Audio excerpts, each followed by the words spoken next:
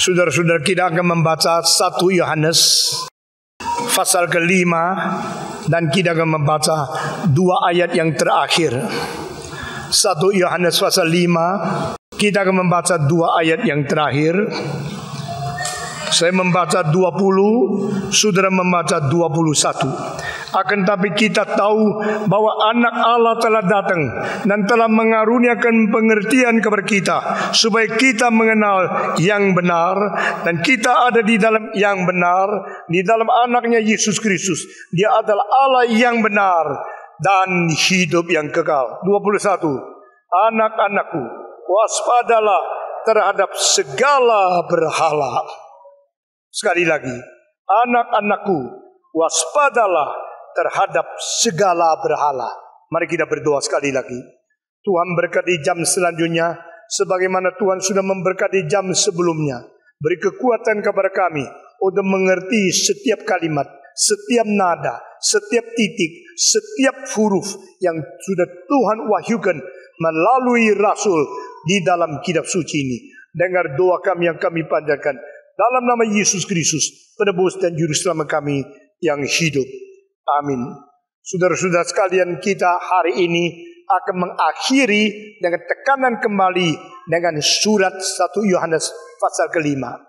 Surat Yohanes pasal ke-5 mengakhiri seluruh surat 1 Yohanes yang membicarakan tentang kasih, tentang hidup kekal, tentang pengenalan di dalam Yesus Kristus. Pada akhirnya Yohanes mengatakan dengan demikian, akan tetapi kita tahu bahwa anak Allah telah datang dan telah mengaruniakan pengertian kepada kita, supaya kita mengenali yang benar, dan kita ada di dalam yang benar, di dalam anaknya Yesus Kristus. Dia adalah Allah yang benar dan hidup yang kekal. Baru diselesaikan dengan satu peringatan, anak-anakku, waspadalah terhadap segala berhala. Atau terjemahan lain, peliharalah dirimu dengan baik, jauhkan dirimu daripada segala berhala. Saudara-saudara sekalian, 1 Yohanes merupakan surat yang sangat unik, yang begitu berbeda dengan semua surat di dalam Perjanjian Baru, khususnya dengan surat-surat yang ditulis oleh Paulus. Dia membicarakan tentang firman, dia membicarakan firman yang benar, dia bicarakan firman yang kekal, dia bicara tentang firman yang suci, firman yang hidup, dan firman yang berdaging. Saudara-saudara sekalian, yang kami pernah menjamah dengan tangan kami sendiri, yang kami telah melihat dengan mata kami sendiri, yang kami pernah dengar dengan telinga kami sendiri, yang hidup di tengah-tengah kami. Bukankah ini sama dengan apa yang dikatakan di dalam Yohanes pasal 1 ayat 14, firman menjadi daging, tinggal di tengah-tengah kita, dan penuh dengan anugerah dan kebenaran. Saudara-saudara sekalian, kalimat-kalimat yang begitu jitu, yang begitu singkat, yang begitu kental, dan begitu tepat artinya adalah ciri khas daripada Rasul Yohanes menyaksikan Kristus dan memperkenalkan keselamatan dan hidup yang berada di dalamnya. Saudara-saudara sekalian, dia mempunyai pengertian yang lebih intim daripada pengertian siapapun. Alkitab mengatakan dia pada waktu Yesus melakukan perjamuan suci, dia menaruh kepalanya di dalam pangkuan daripada Yesus Kristus. Dia begitu dekat, seolah-olah dia tidak mau luput satu kalimat pun daripada apa yang dikatakan oleh Yesus Kristus. Sehingga dia akan menulis kembali apa yang didengar dari Yesus menjadi kitab suci yang mempengaruhi seluruh dunia. Saudara-saudara, lebih besar siapakah Sokrates dengan Yohanes? Lebih besar siapakah Aristotle dengan Yohanes? Lebih besar siapakah Plato dengan Yohanes? Saya melihat buku daripada Plato yang menyinggung tentang Sokrates. Saya membaca buku dari Aristotle tentang politik dengan ilmiah, tentang logika, tentang segala adalah silogisme. Tapi saudara-saudara, pengaruh mereka tidak sebesar pengaruh daripada Rasul Yohanes sepanjang sejarah. Yohanes bukan memberikan pengetahuan kepada manusia. Yohanes bukan mengajak kita belajar bagaimana berfikir secara logika dan secara silogisme di dalam epistemologi. Yohanes bukan mengajak kita untuk mengamati segala sesuatu yang dicipta oleh Tuhan Allah.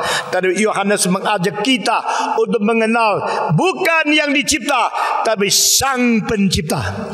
Yohanes mengajak seluruh dunia bukan menerima pengetahuan, menerima kebenaran. Yohanes bukan mengajak kita untuk menikmati sesuatu dari bumi, tapi mau memandang kepada kemuliaan surga.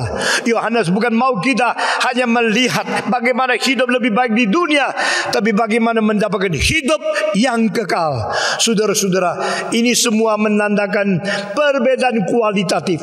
The qualitative difference between the teachings of the philosophers in compare with the word inspired by Holy Spirit and revealed to man through His disciples. Saudara-saudara, mari kita bedakan kalau setiap minggu saya berkhotbah di sini dengan bahan-bahan Socrates, dengan Aristotle, dengan Plato, tak mungkin engkau tertarik.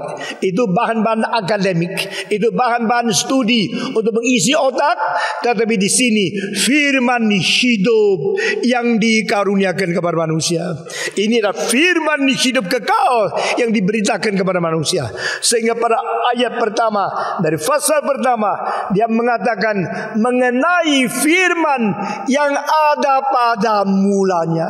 Itu mula lain dengan mulanya alam semesta yang dicipta. Mulanya lain dengan mula daripada ayat pertama kitab Kejadian. Saudara-saudara, in the beginning God created heaven and earth. Ini kalimat pertama adalah mulanya cipta, mulanya tindakan dan karya ciptaan Tuhan Allah. Mulanya dunia universal ini dicipta oleh Tuhan.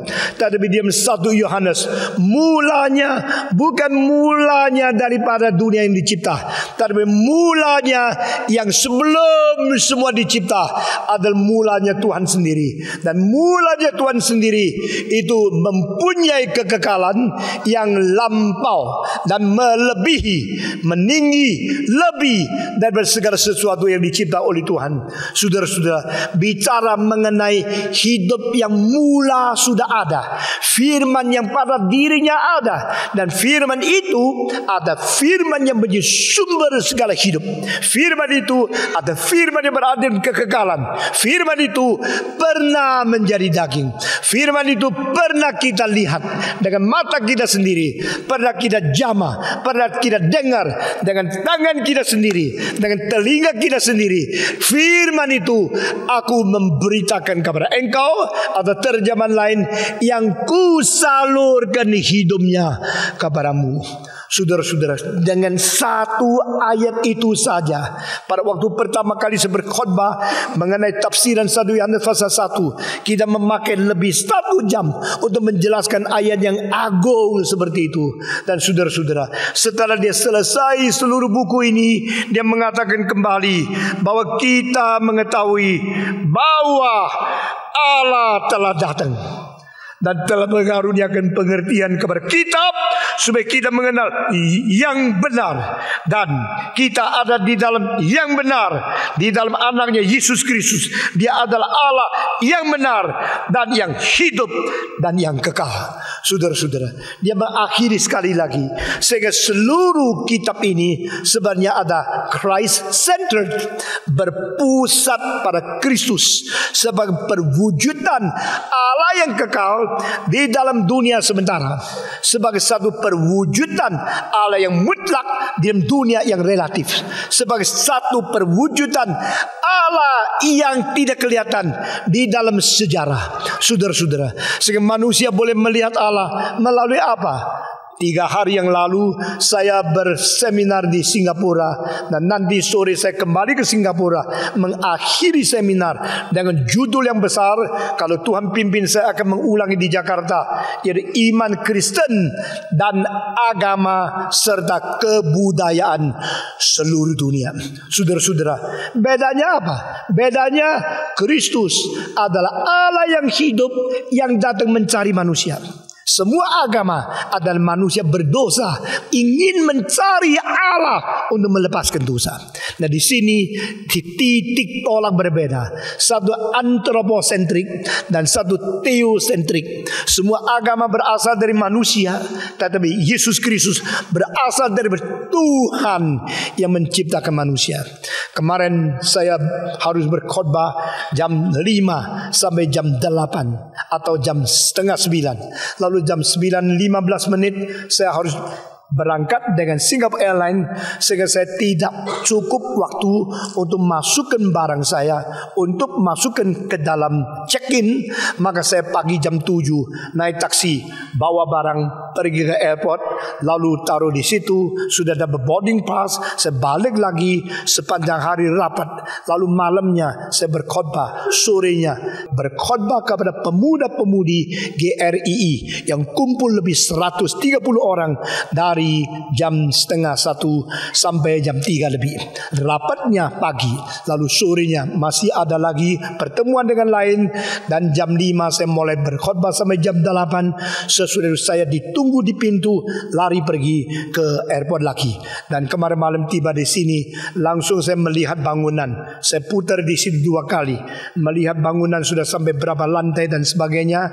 Dan saudara-saudara, pagi jam 3 saya tidur, sekarang saya berkhotbah. Nanti jam 12 saya kembali ke Singapura lagi. Saya mau bercerita kepada saudara, kemarin pagi waktu saya pergi ke airport, sudah check-in, saya pulang dari airport.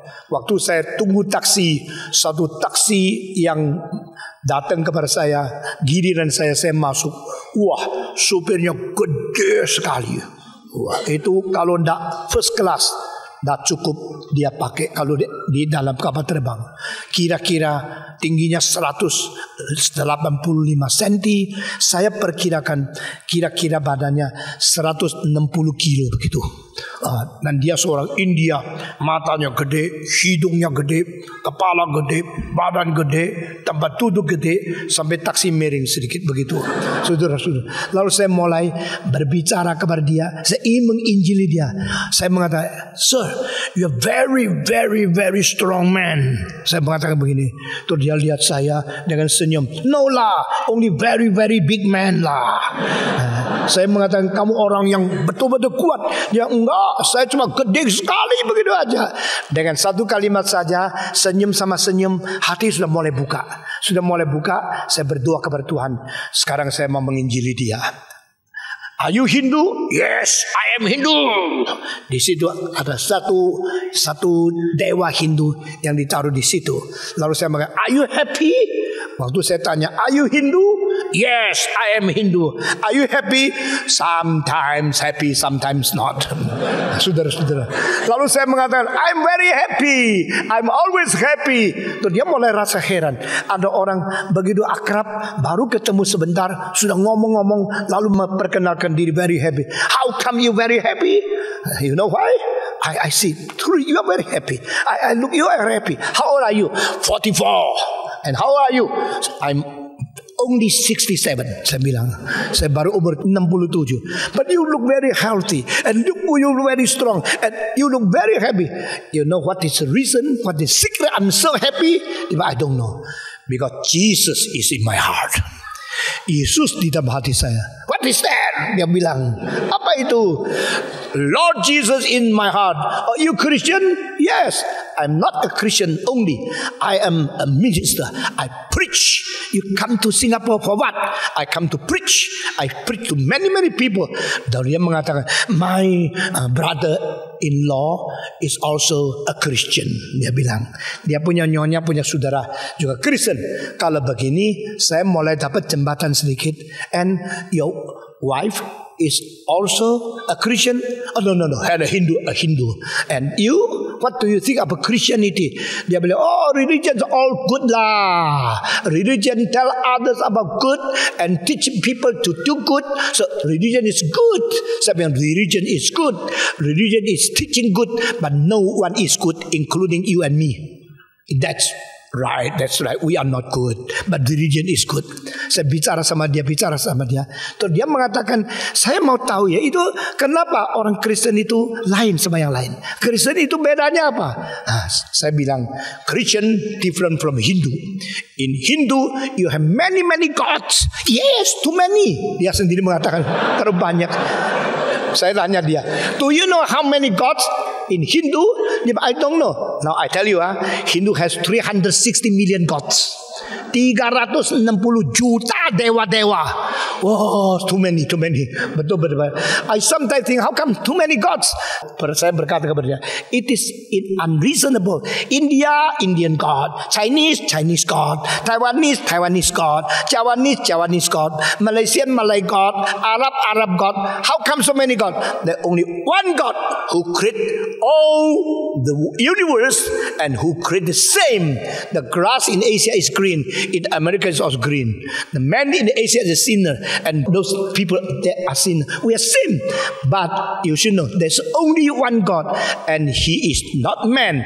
He come to be man to save people. Lalu saya berkata, inilah perbedaan.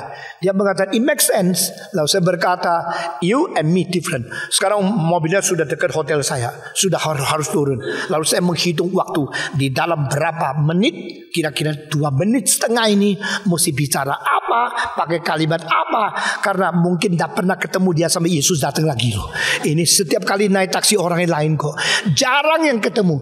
Cuma 1 kali di Kuala Lumpur, 2 minggu berturut-turut orang yang naksi itu sama.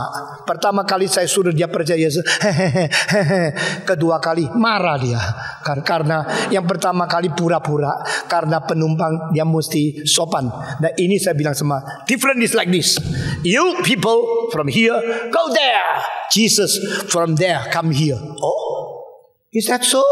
Saya bilang betul. Manusia dari sini ke situ, Yesus dari sana ke sini, maka berbeda. Nah, dia mulai tertarik. Dan saudara-saudara, saya berkata, sekarang waktunya sudah sampai, saya mesti turun. Saya tidak tahu kapan kelihatan engkau lagi. Saya harap satu hari Yesus juga ada di dalam hatimu. Saudara-saudara, apakah bedanya semua agama dengan Kristen? Apa bedanya Kristus inkarnasi dengan semua agama yang berusaha mencari Tuhan? Adalah manusia menjadi dasar, manusia menjadi titik tolak. Lalu kita mengetahui kita berdosa, kita mengetahui kita dijerat di dalam sengsara, penderitaan, kematian yang tidak membawa pengharapan kekal, sehingga kita mau menerobos. Maka motivasi agama ada 2. Yang negatif adalah kita sadar kita berdosa, kita sadar kita terbatas, maka penerobosan untuk melepaskan manusia dari segala paradoks, konflik dan keterbatasan itu menjadi motivasi negatif. Motivasi yang positif adalah melihat ciptaan Allah, keajaiban, segala sesuatu yang begitu indah, lalu menimbulkan satu perasaan, pasti ada satu pencipta, ada sesuatu pengatur seluruh dunia ini.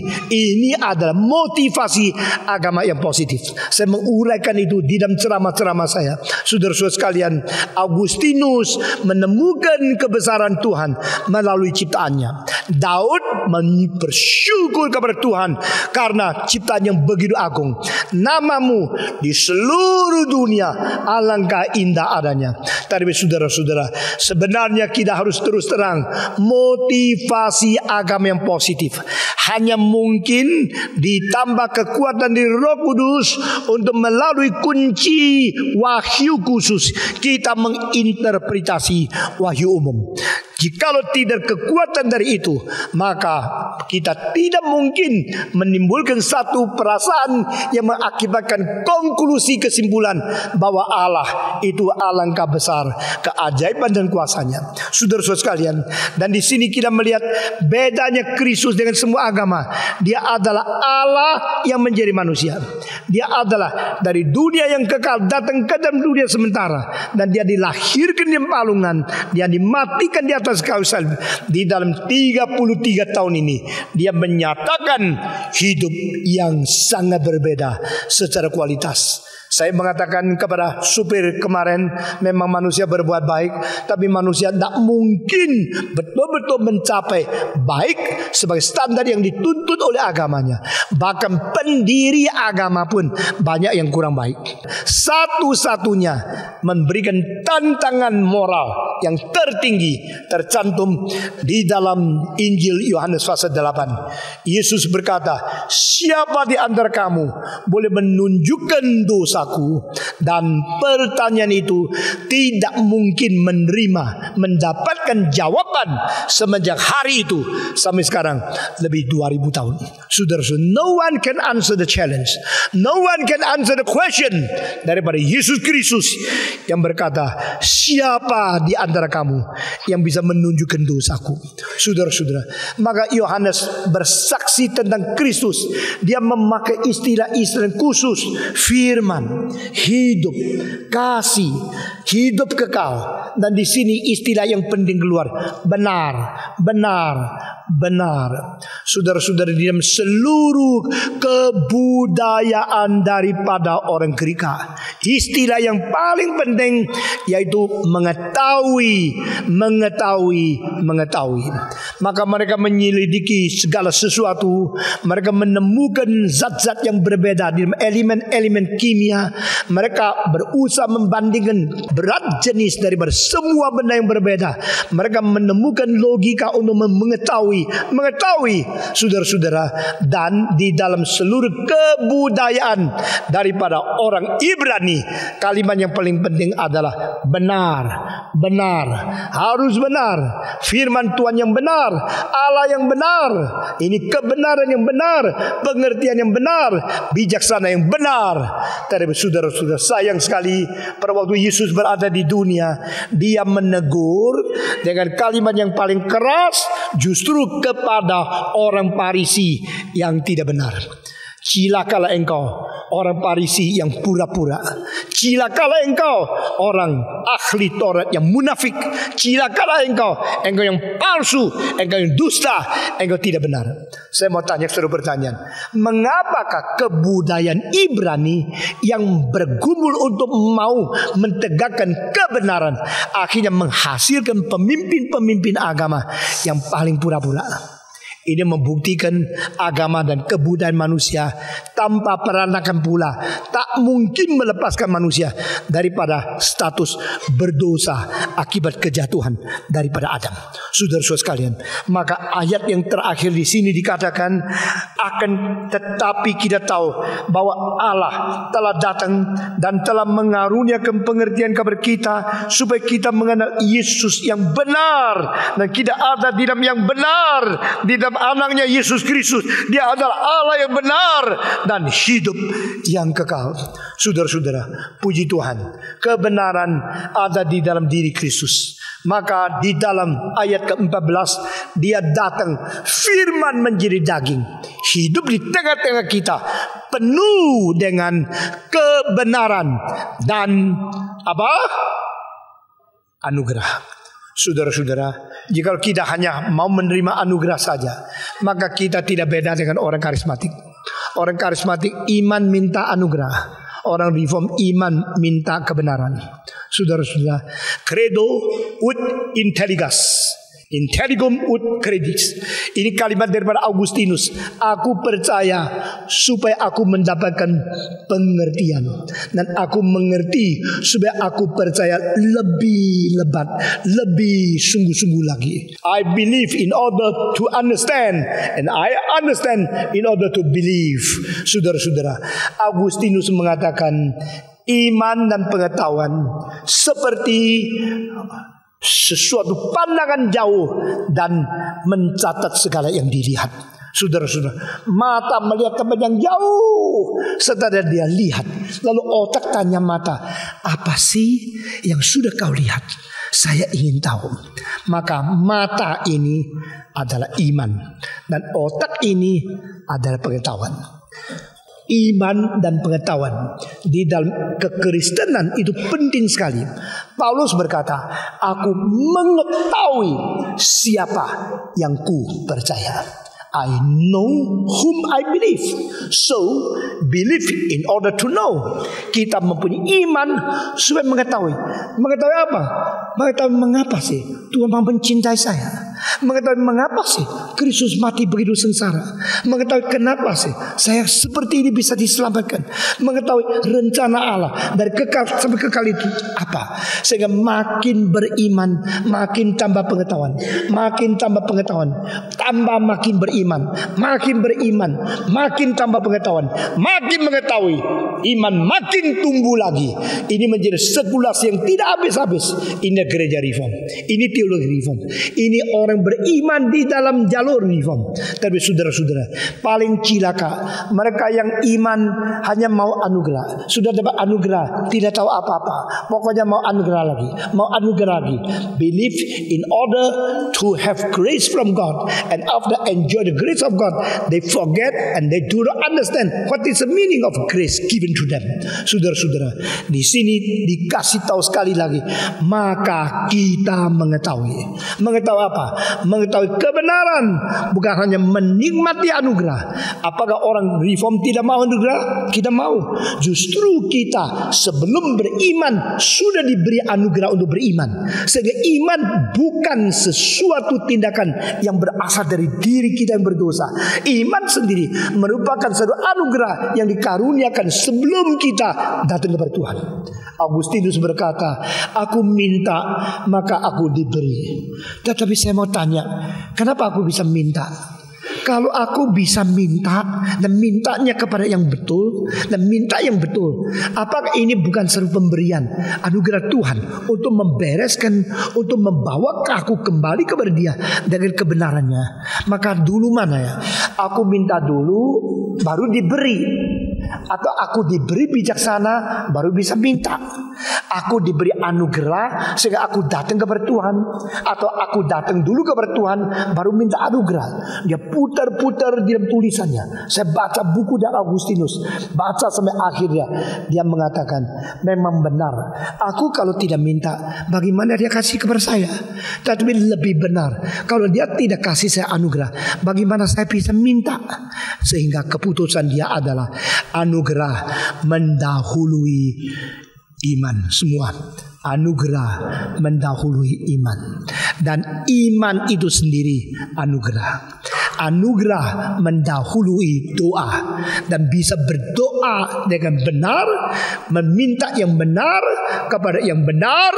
Doa yang benar itu sendiri adalah anugerah Tuhan. Karena anugerah Tuhan sehingga aku menjadi orang yang bisa datang kepada Dia. Aku menjadi orang yang bisa beriman kepada Dia. Aku bisa minta dengan sesuai kehendak Dia. Itulah sebab the grace is prior to human response. Saudara dengar baik-baik. The grace of God is prior to human response. Anugerah mendahului respons. Aku hari ini menjadi orang bagaimana? Hanya karena anugerah saja. Aku hari ini bisa memberi persembahan karena Tuhan terlebih dahulu memberikan uang kepada saya. Aku bisa melayani Tuhan dengan berkhotbah karena Tuhan terlebih dahulu memberikan bakat khotbah kepada saya. Aku bisa menyampaikan firman terlebih dahulu Tuhan menurunkan firman kepada manusia. Kalau demikian, no merit, no human merit, no human contribution, no human qualification in obtaining the grace of God. Saudara-saudara, dan dasar yang sama inilah dari pikiran yang disimpulkan melalui Alkitab menjadi suprimasi anugerah doktrin daripada Agustinus, mengakibatkan kita membaptiskan anak. Kenapakah? Sebelum anak mengenal Tuhan, anugerah Tuhan berikan kepada mereka. Kenapa mereka tidak dilahirkan dalam keluarga orang-orang ateis? Kenapa mereka tidak dilahirkan di dalam keluarga orang komunis? Mereka dilahirkan di dalam keluarga orang Kristen, bukan atas pilihan mereka. Karena apa? Anugerah. Jadi anugerah Tuhan mendahului mereka bisa beriman atau tidak. Kita membaptiskan mereka karena kita mengaku anugerah Tuhan sudah ada mereka. Tunggu mereka bereaksi. Mereka akan mengatakan, pada waktu aku berada di rahim ibu, engkau sudah memanggil aku. Lebih telusuri sampai lebih jauh lagi sebelum dunia diciptakan, engkau sudah memilih aku. Ini ajaran Alkitab yang dimengerti oleh Reform. Dan saudara-saudara, terakhir Yohanes mengatakan, kalau engkau sudah mengenal yang benar, engkau hidup di dalam dia yang benar, dan dia adalah yang hidup dan yang kekal, the true one, the living one, and the eternal one. Ini tiga, hidup kekal yang benar adalah di dalam Kristus. Engkau berada di dalam. Maka kalimat terakhir, jagalah dirimu jauh dari berhala. Jagalah dirimu, pelihara kesucianmu, pelihara imanmu, pelihara kesetiaanmu, pelihara ketaatanmu, pelihara murni motivasimu, dan jauhkan dirimu daripada berhala. Saudara-saudara, semestinya saya menjelaskan kira-kira setengah jam tentang berhala dan apa yang menjadi ajaran paling penting tentang berhala yang dikatakan di Alkitab. Sekarang sudah tidak waktu.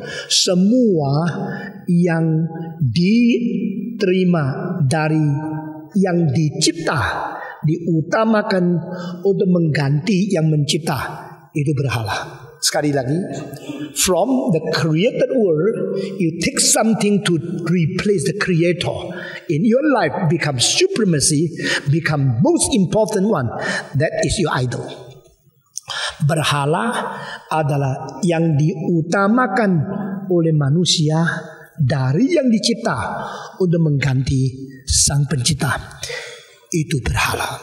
Mungkin ideologi, mungkin semacam isme politik, mungkin gelar, mungkin pengalaman khusus, mungkin salah satu karunia dari Roh Kudus, mungkin perdagangan, mungkin profit, mungkin nyonya, mungkin anak, mungkin pacar, mungkin kekasihmu, mungkin gereja, mungkin denominasi. Apa saja yang engkau mengganti Allah, itu menjadi berhala. Saudara-saudara, yang berhala tidak berada di dalam kerajaan Allah. Demikian wahyu. Di dalam kota itu yang berhala tidak ada berada di dalam. Biar kita turunkan berhala, biarkan Kristus duduk di atas takhta kita, hanya menyembah, hanya melayani Kristus. Mari kita berdoa. Kami bersyukur kepadamu untuk segala pengajaran yang membawa kami lebih mengerti dan lebih setia kepada Engkau. Berkati kami, jadikan kami orang Kristen yang sungguh-sungguh berkenan di matamu dan sungguh-sungguh menjadi saksimu di dunia. Dalam nama Yesus Kristus. Amin.